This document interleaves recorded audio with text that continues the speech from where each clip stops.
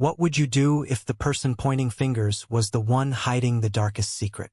In the quiet suburban sprawl of Willow Creek, where manicured lawns and picket fences whispered of order, Karen Whitaker was the self-appointed guardian of perfection. At 45, with her platinum blonde bob and sharp hazel eyes, she wielded her neighborhood watch clipboard like a scepter, her voice slicing through the air with the precision of a guillotine. To her neighbors, she was both protector and predator, a woman who could sniff out a misplaced recycling bin from a block away. But beneath her polished exterior lay a truth so twisted it would unravel the very fabric of her pristine world. Karen's days began with ritual. Every morning, she'd sip her coffee black, no sugar, while scanning the street from her bay window. Her house, a two-story colonial with roses climbing the trellis, was her fortress. Across the street lived the new neighbors, the Garcias, Elena and Mateo, a young couple who'd moved in 6 months ago. Their home, with its slightly overgrown lawn and mismatched patio furniture, was an eyesore to Karen. "They don't belong here," she'd mutter, scribbling notes about their violations.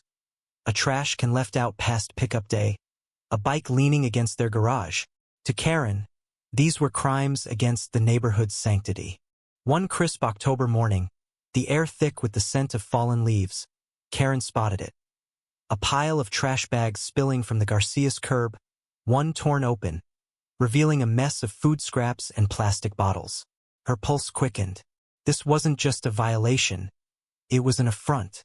She grabbed her phone, dialed the city's code enforcement hotline, and reported the infraction with the fervor of a preacher condemning sin. "It's unsanitary," she snapped. "Someone needs to teach them a lesson." By noon, a city inspector was at the Garcias door, issuing a $200 fine. Karen watched from her window, a smug smile curling her lips. But Willow Creek wasn't as sleepy as it seemed.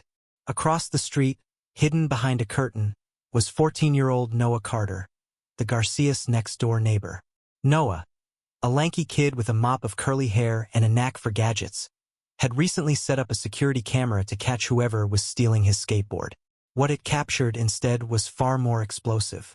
The night before, under the cover of darkness, a figure in a hooded jacket had crept to the Garcias curb, dragging a trash bag from a car trunk and dumping it alongside their bins. Noah rewound the footage, his heart pounding.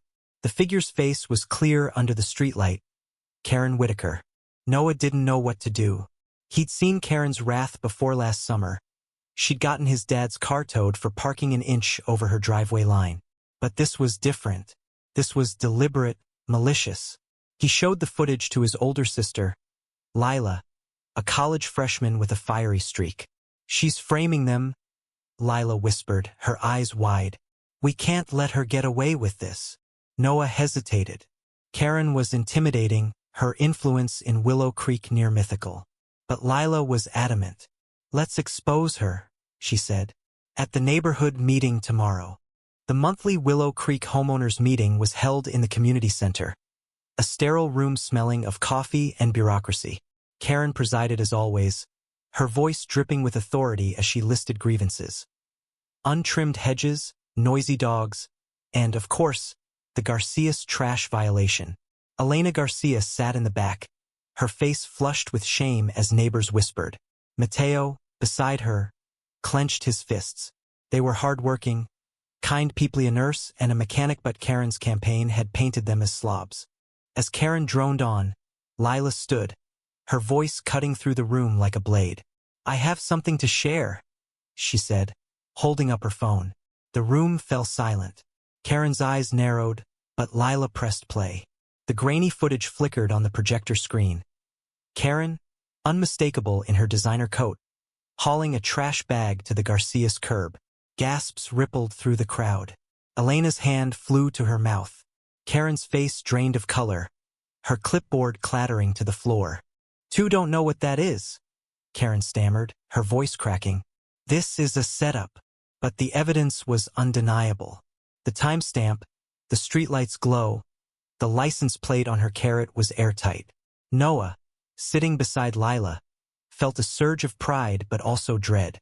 Karen's eyes locked onto him, venomous, promising retribution. The room erupted. Neighbors who'd once bowed to Karen's authority now turned on her. "You fined us last year for leaves," one shouted. "Was that your trash too?" Another demanded. Elena stood, tears streaming down her face. "Why?" she asked, her voice trembling. "What did we ever do to you?" Karen opened her mouth, but no words came. For the first time, the Queen of Willow Creek was speechless. The twist came not from the footage, but from an unexpected voice. Mrs. Delaney, an elderly widow who rarely spoke at meetings, rose shakily to her feet. Her silver hair trembled as she pointed a bony finger at Karen. "I saw you," she said, her voice frail but firm. "2 years ago, you did the same to the Hendersons. I didn't speak up then because I was afraid. But I'm not anymore." The room froze. The Hendersons, a black family, had left Willow Creek after relentless complaints from Karen trash violations. Noise complaints, all unfounded. Mrs. Delaney's confession cracked open a wound no one had dared acknowledge. Karen's crusade wasn't about order. It was about control, laced with prejudice she'd never admit. The meeting ended in chaos. Karen fled, her heels clicking on the linoleum. The next day, the footage was posted online, shared across neighborhood apps, and picked up by a local news blog. Karen's name became synonymous with hypocrisy. The city revoked her fines against the Garcias and issued her a citation instead. Neighbors stopped waving at her. Her roses, once her pride, began to wilt, neglected. But the story doesn't end with justice served. Karen didn't leave Willow Creek. She stayed, her curtains drawn, her car rarely leaving the driveway. Noah and Lila expected victory, but what they got was unease. One night, Noah saw her standing at her window, staring across the street, her silhouette ghostly in the moonlight. He wondered if she was plotting revenge or simply lost in her own unraveling. Elena and Mateo tried to move on, but the damage lingered. The neighborhood's warmth had been tainted, their trust fractured. At a barbecue weeks later, Elena confided in Lila. "We thought this was our home," she said, her voice hollow. "But now we wonder if we'll ever belong." Lila had no answer. The victory over Karen felt hollow when the cost was a community's innocence. Months passed, and Willow Creek tried to heal. Noah's camera caught no more crimes, but he kept it running, just in case. Lila went back to college, her fire dimmed by the weight of what they'd uncovered. Mrs. Delaney, now a quiet hero, started a garden club with Elena, a small act of defiance against the past. But Karen's house remained a shadow over the street, a reminder of how fragile trust could be. One winter evening, as snow blanketed Willow Creek, Noah noticed something odd. A single trash bag sat on Karen's curb, neatly tied, no violations in sight. Curious, he checked his camera footage.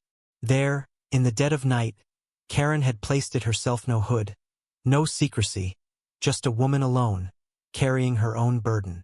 Noah didn't know why, but he felt a pang of pity. Karen had been the villain, but she was also human, trapped in a prison of her own making. The next morning, the bag was gone, collected without fanfare. Karen's curtains stayed closed. Willow Creek moved on, but the scar remained. The neighborhood was quieter now, not with peace, but with the heavy silence of lessons learned too late. Perfection was a lie, and trust, once broken, could never be fully mended. Nd.